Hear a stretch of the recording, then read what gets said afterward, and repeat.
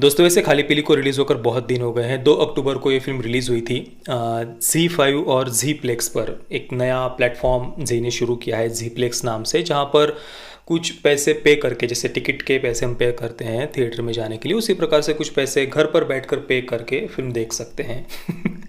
और इस प्लेटफॉर्म के लिए उन्होंने जो फिल्म चुनी सबसे पहली वो थी खाली पीली। मतलब हिम्मत की दाद देनी पड़ेगी जी की कि खाली पीली जैसी फिल्म के लिए वो 299 रुपये लोगों से मांग रहे हैं। मतलब इससे बड़ा आश्चर्य और क्या हो सकता है। ऊपर से अब 16 अक्टूबर को इस फिल्म को थिएटर में दोबारा रिलीज़ करने वाले हैं, ऐसा कहा गया था। हालांकि आज 17 तारीख है, मैंने अभी अभी चेक किया, बेंगलुरु, अहमदाबाद, न्यू दिल्ली, बुक माई शो पर इन शहरों में चेक किया जो थिएटर ओपन हुए हैं, वहाँ पर खाली पीली तो मुझे कहीं पर दिखाई नहीं दी। और दूसरी सारी फिल्म्स है जैसे कि तानाजी, थप्पड़, शुभ मंगल ज़्यादा सावधान वगैरह, इन फिल्मों को रिलीज़ किया गया है दोबारा से, पर खाली पीली कहीं पर दिखी नहीं। शायद इतनी हिम्मत नहीं हुई होगी कि थिएटर में रिलीज़ करके लोगों से पैसे मांगे जा सके, इसलिए जी प्लेक्स पर 299 रुपये मांगे जा रहे हैं इस फिल्म को देखने के लिए। चलिए, वैसे मैंने भी देखकर काफ़ी दिन हो गए इस फिल्म को, पर रिव्यू नहीं कर पाया था। आप सब जानते ही है कि पिछले कुछ दिनों से कुछ किसी समस्या के कारण मैं नहीं कर पा रहा था, वीडियो नहीं बना पा रहा था। चलिए अब बात करते हैं मेरे एक्सपीरियंस के बारे में। इस फिल्म को डायरेक्ट किया है मकबूल खान ने, प्रोड्यूस बाय अली अब्बास जफ़र, हिमांशु किशन मेहरा और जी स्टूडियोज़। इसके अलावा रिटन बाय यश केसवानी, सीमा अग्रवाल, और फिल्म में मुख्य भूमिका में हैं ईशान खट्टर, अनन्या पांडे और जयदीप अहलावत। इनके अलावा सतीश कौशिक और स्वानंद किरकिरे ये भी फिल्म में एक छोटी सी भूमिका में है। कहानी की बात करें तो दो बचपन के प्यार करने वालों की ये कहानी है। करीब 9 या 10 वर्ष के दो बच्चे उन्होंने फिल्म में दिखाए हैं, एक लड़का एक लड़की, जो बचपन में एक दूसरे से प्यार करने लग गए थे। साथ में ही एक क्रिमिनल्स का गैंग भी उन्होंने दिखाया है, जिनका प्रोस्टिट्यूशन का, वैश्याओं का वगैरह ऐसे कुछ 2 नंबर के धंधे होते हैं। वो उस बच्ची को कहीं से उठाकर लेके आए हुए होते हैं। और जो लड़का है, छोटा बच्चा, वो पहले से उसे काफ़ी चालू दिखाया है। अपने पिता के साथ में चोरी करते हुए वो पकड़ा गया था, वहाँ से वो भाग जाता है, फिर इस क्रिमिनल्स की गैंग के साथ में आकर जुड़ जाता है, और वहाँ पर ये जो बच्चा और वो बच्ची है वो आपस में एक दूसरे से प्यार करने लग जाते हैं। पर ये जो क्रिमिनल्स का गैंग है, उसका जो बॉस है चोक्सी सेठ, उसे उस छोटी बच्ची से, जो करीब 8-9 वर्ष की शायद होगी या 10 वर्ष की होगी, वो उससे प्यार करने लग जाता है। और वो सोचता है कि जब तक वो 18 साल की नहीं हो जाती तब तक वो शादी नहीं करेगा। ब्रह्मचर्य शब्द उपयोग किया है, वर्जिन रहेगा। तो अब जो चौकसी सेठ है, उसके साथ में जो दूसरा उस गैंग में काम करता है, यूसुफ चिकना, जयदीप अहलावत ने वो कैरेक्टर प्ले किया है, और चौकसी सेठ का कैरेक्टर प्ले किया है स्वानंद किरकिरे ने। तो जो जयदीप अहलावत का कैरेक्टर है यूसुफ चिकना का, उसे वो काम सौंप देता है कि भाई इस बच्चे को 18 वर्ष तक संभालने की जिम्मेदारी तुम्हारी। 18 वर्ष का होने के बाद में मैं इसके साथ में शादी करने वाला हूँ। अब यूसुफ चिकना अपने बॉस चौकसी सेठ की बात बड़ी ईमानदारी से फॉलो करता है, और वो जो छोटी बच्ची है जिसका नाम पूजा होता है, वो उस बच्चे के, जिसका नाम ब्लैकी है फिल्म में और पूरा नाम है विजय चौहान, तो उस बच्चे के प्यार में वो ना पड़ जाए, इसलिए वो उन दोनों को अलग कर देता है और उस बच्चे को वहाँ से भागने के लिए मजबूर कर देता है। इसके बाद में फिल्म कुछ वर्ष आगे बढ़ जाती है। पूजा अभी 18 वर्ष की हो चुकी है और उसकी शादी, उसका विवाह अभी चौकसी सेठ के साथ में होने वाला है। उस विवाह के दिन तक ये फिल्म आगे बढ़ जाती है। पूजा का कैरेक्टर प्ले किया है अनन्या पांडे ने। पूजा को इतने दिनों तक वैश्यालय में ही रहते हुए फिल्म में दिखाया है, और उसी वैश्यालय में उसकी शादी भी हो रही होती है, और वहाँ से वो जैसे तैसे करके अपनी शादी से एक पैसों से भरा हुआ बैग लेकर भाग जाती है। अब दूसरी तरफ जो ब्लैकी का कैरेक्टर है, जो बच्चा बचपन में भाग गया था, ऑब्वियसली वो भी अभी बड़ा हो चुका है और मुंबई में अभी वो एक टैक्सी ड्राइवर है। अब पूजा जिस दिन शादी से भागी होती है, उस दिन मुंबई में टैक्सी ड्राइवर्स की हड़ताल होती है। पर जो ब्लैकी का कैरेक्टर है, उसे काफ़ी दबंग, अपनी मनमानी से, अपने ढंग से जीने वाला उसे दिखाया है, काफ़ी चालू उसे दिखाया है। इसलिए टैक्सी ड्राइवर्स की हड़ताल होते हुए भी ज़्यादा पैसे कमाने के लिए ब्लैकी टैक्सी चला रहा होता है। तो ऐसे में जो पूजा है वो संयोगवश, भाग्य से, नसीब से उसी टैक्सी से आकर टकराती है और ब्लैकी के टैक्सी में आकर बैठ जाती है। तो ब्लैकी भी उसे कहता है कि भाई शहर से बाहर तो मैं तुम्हें छोड़ दूंगा, पर उसके बदले में तुम्हारे बैग के आधे पैसे मुझे चाहिए। और इस डील के साथ में फिर वो पूजा को लेकर आगे बढ़ता है गाड़ी में, टैक्सी में। अब देखिए, अभी तक मैंने आपको जो कुछ भी बताया वो केवल फिल्म की स्टार्टिंग है। मतलब शुरुआत के 10-15 या फिर 15-20 मिनट में ही ये सब कुछ हो जाता है। अब जो कुछ भी मैंने आपको ये स्टार्टिंग बताई है, उसे सुनने के बाद में तो कोई छोटा सा बच्चा भी ये बता देगा कि भाई फिल्म में अब आगे क्या होने वाला है, फिल्म की एंडिंग क्या होगी। इतनी ज़्यादा प्रिडिक्टेबल ये फिल्म है, इसलिए फिल्म की शुरुआत में ही ये फिल्म देखने की इच्छा ही हमारी मर जाती है। पर ऊपर से इस कहानी को उन्होंने ऐसे प्रेजेंट किया है जैसे कि वो कि बहुत एपिक पीरियड ड्रामा उन्होंने बना दिया हो या कोई बहुत एक्सेप्शनल फिल्म उन्होंने बना दी हो।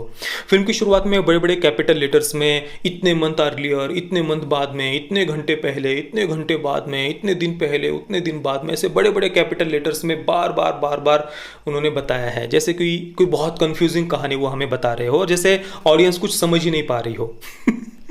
भाई इतनी ऑडियंस इतनी भी डम नहीं है यार, इतनी मतलब उबाऊ पकाऊ जिसमें कोई सेंस ही नहीं हो ऐसी एक तो फिल्म की स्टोरी है।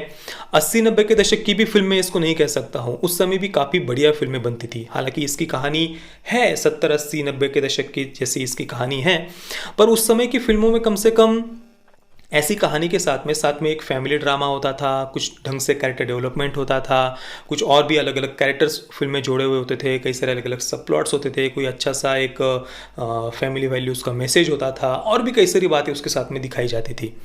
पर ये जो फिल्म है भाई क्या बताऊँ, मतलब इसके जो विलन्स है, जो निगेटिव कैरेक्टर्स है, वो तो इरिटेटिंग थे, सच में इरिटेटिंग। एक 8-9 साल की बच्ची के साथ में वो क्या शादी करना चाहता है और वो क्या कैरेक्टर्स है, क्या डम डायलॉग्स है उनके उनके उन डायलॉग्स अगर आप सुनेंगे ना तो सच में कान बंद करने की इच्छा होती है कि भाई मैं क्या देख रहा हूँ और क्यों देख रहा हूँ।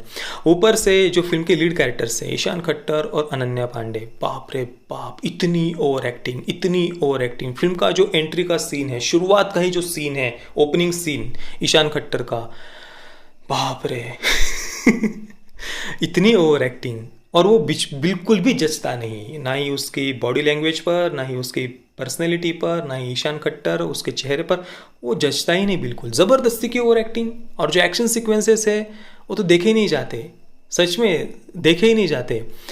ऊपर से उनकी वो एक्सेंट, जो बोलने का लहजा है उनका, दोनों का ही लहजा मुंबई एक्सेंट कहा गया है उसे। कई सारे मैंने रिव्यूज़ वगैरह भी पढ़े, ऑनलाइन भी पढ़े मैंने, कुछ लोगों के रिएक्शंस वगैरह पढ़े, तो कहा है कि भाई मुंबई एक्सेंट ही है, ये मुंबई एक्सेंट है, मतलब मुंबई की पहचान ये है, काइकू, माइकू, तेरिकू, मेरिकू, हाइकू, बाइकू, ये मुंबई एक्सेंट है। मतलब महाराष्ट्र की राजधानी मुंबई उसकी पहचान अभी मराठी नहीं रह गई है, ऐसे टपोरी भाषा उसकी पहचान हो गई है, इसे मुंबई एक्सेंट कहा जाता है। ज़्यादातर बॉलीवुड की फिल्मों में जब भी इस प्रकार के मुंबई के कैरेक्टर दिखाने होते हैं तो ऐसी भाषा दिखाई जाती है, काइकू, माइकू, तेरेकू, मेरेकू, ये मुंबई एक्सेंट है बॉलीवुड के अनुसार। मराठी मुंबई की पहचान नहीं है। और वो एक्सेंट, जब वो ये इस प्रकार का बोलने का जो लहजा है, वो जो ईशान खट्टर और अनन्या पांडे वो बोलते हैं ना, भाई कानों से खून निकलना ही बाकी रह जाता है। कितनी ओवर एक्टिंग, क्या बोल रहे थे वो, क्या डायलॉग्स थे वो, कोई सेंस था इस फिल्म में? कुछ भी दिखाए जा रहे हैं। मसाला एंटरटेनर उसकी दृष्टि से भी ये फिल्म नॉनसेंस थी, बहुत ज़्यादा नॉनसेंस और डम थी। और इसमें ये नेपोटिज्म वगैरह, इसमें मैं तो मैं जाऊंगा ही नहीं। मैं आपको सैकड़ों बार इसके पहले भी कह चुका हूँ कि भाई बॉलीवुड में कई सारे आउटसाइडर्स, उनको भी ये बॉलीवुड एक्सेप्ट कर लेता है। अगर आपकी लेफ्ट लीनिंग विचारधारा हो, अगर आप इस बॉलीवुड माफिया की विचारधारा को सपोर्ट करते हैं, या फिर इनके कहने के अनुसार पोस्टर्स पकड़ते हैं, प्ले कार्ड्स पकड़ते हैं, ट्वीट्स वगैरह करते हैं, तो ये बॉलीवुड आउटसाइडर्स को भी एक्सेप्ट कर लेता है। और इसलिए मैं हमेशा से कहता हूँ कि भाई नेपोटिज्म केवल प्रॉब्लम नहीं है, मेन प्रॉब्लम है इस बॉलीवुड की लेफ्ट लीनिंग विचारधारा, जो देश विरोधी विचारधारा है, जो आज़ादी गैंग के साथ में ये जो आकर खड़े हो जाते हैं, ये मेन प्रॉब्लम है। इसलिए नेपोटिज्म वगैरह इसमें तो मैं जाऊंगा ही नहीं। वो मेरा कोई, उससे मेरी उतनी कोई दुश्मनी भी नहीं है। अगर इस देश से प्रेम करने वाले कोई हो, चाहे कोई भी हो, उनका हम स्वागत करेंगे। और यहाँ पर वो बात ही नहीं है। ये फिल्म ही इतनी ज़्यादा डम और इडियोटिक और नॉनसेंस है कि फिल्म की शुरुआत में ही इसे देखने की हमारी इच्छा ही मर जाती है। इसके अलावा और क्या बताऊँ, सॉन्ग्स के बारे में अगर बात करें तो अलग से कुछ बताने की आवश्यकता नहीं है। ऑलरेडी सोशल मीडिया पर इसके सारे सॉन्ग्स को इतना ज़्यादा ट्रोल किया जा चुका है कि अलग से कुछ बताने की आवश्यकता नहीं है। और उन सॉन्ग्स में भी देखिए वही टपोरी लैंग्वेज यूज़ की गई है। और क्या लिरिक्स थे यार, वो क्या लिरिक्स थे, कुछ भी लिख देते हैं मन में आए वो, कोई क्रिएटिविटी नहीं, कुछ नहीं, जो मन में आया वो लिख दिया, कुछ भी बना दिया। वो सुनने में भी बहुत ज़्यादा क्रिंजी था सच में, बाप रे।